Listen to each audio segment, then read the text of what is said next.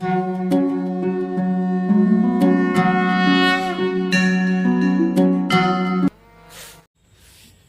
श्री राम। गोस्वामी तुलसीदास जी महाराज कहते हैं कि सुमति भूमि थल हृदय अगाध, वेद पुराण उदधि घन साधु। सुमति भूमि थल हृदय अगाध। मानस का सात्विक तात्विक चिंतन करते हुए गोस्वामी कहते हैं कि जिसके पास सुमति का भूमि हो और जिसके हृदय में गंभीरता हो, वहीं पर ये जल जाकर वहीं पर रहेगा। कौन सा जल? ना ये रामचरित मानस रूपी जो मानस गंगा का जो जल है वो वहीं पर जाकर ठहरेगा। और मानस का जो वाणी है वो जल होगा, तो जल का 4 गुण है। पहला गुण है गंभीरता होना चाहिए। जहाँ पानी होगा वहाँ गंभीरता होना चाहिए। गंभीरता नहीं होगा तो हम डुबकी कैसे लगाएंगे? डुबकी लगाने के लिए और नहाने के लिए और व्यवहार करने के लिए, संतुष्ट पाने के लिए, तृप्त होने के लिए जल का गंभीरता का आवश्यकता है। दूसरी, स्वच्छता चाहिए। जल में स्वच्छता ना हो तो जल भी तृप्ति नहीं देगा। और जल में मधुरता ना हो तो मधुरता भी, वो जल भी शांति प्रदान करने वाला नहीं। इसलिए गोस्वामी कहते हैं कि जल का चौथा जो गुण है वह है शीतलता।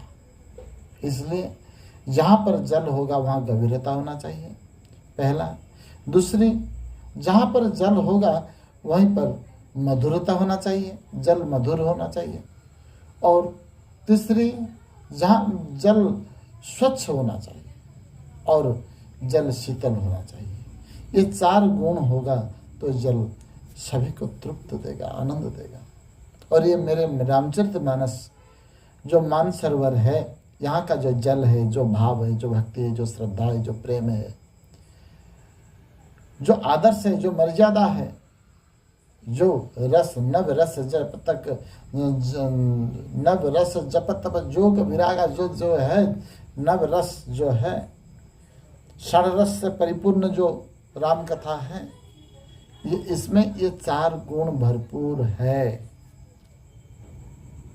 और जिस श्रोता के पास, जिस वक्ता के पास हृदय में अगाधता होगा, अर्थात जिसकी हृदय में हृदय विशाल होगा, गंभीरता होगा, और वो गंभीरता और विशालता के अंदर रामचरितमानस रह पाएगा। जिसके पास संकीर्णता होगा, मैं जो कह रहा हूँ वही ठीक है, मैं जो बोल रहा हूँ वही ठीक है, ऐसे भाव जो जिसके पास है वो रामचरितमानस को सही ढंग से समझ नहीं पाएगा। रामचरितमानस को समझने के लिए विशाल हृदय चाहिए, विशाल दृष्टि चाहिए, विशाल विचार चाहिए, विशाल भावना चाहिए, विशाल जीवन चाहिए, ऊंची जीवन चाहिए।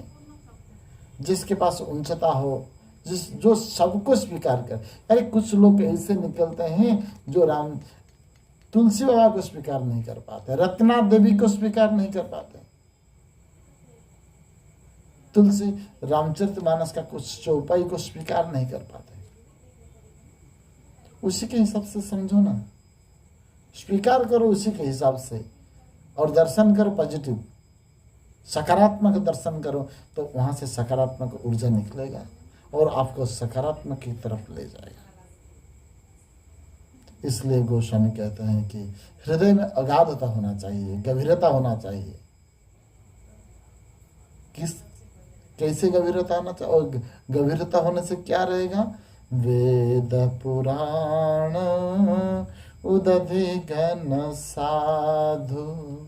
वेद पुराण है वो समुद्र है, और साधु जो है घन है, वो बादल की तरह है। जैसे सूर्य भगवान के ताप से उदधि समुद्र से पानी लेता है, खारा पानी को मीठा बनाता है, शीतलता बनाता है, स्वच्छ बनाता है और मधुरता प्रदान करके वो उसी जल को जहाँ पर जल ना हो वहीं पर बारिश करता है। वेद पुराण समुंदर हैं और साधु संत जो वो मेघ है, उसी से वो लेके हम सबको वितरण करते हैं। हम आगे चिंतन करेंगे इस चौपाई से आगे। आप इसी को ध्यान रखते हुए 36 नंबर दोहा से नीचे जो तीसरा दोहा का तीसरा चौपाई जो है वहाँ आज यहाँ पर विश्राम करते हैं। यही विचार को हम आगे कल बढ़ाएंगे। बोलो मानस कुटीर बिहारी बिहारिणी जी महाराज की जय।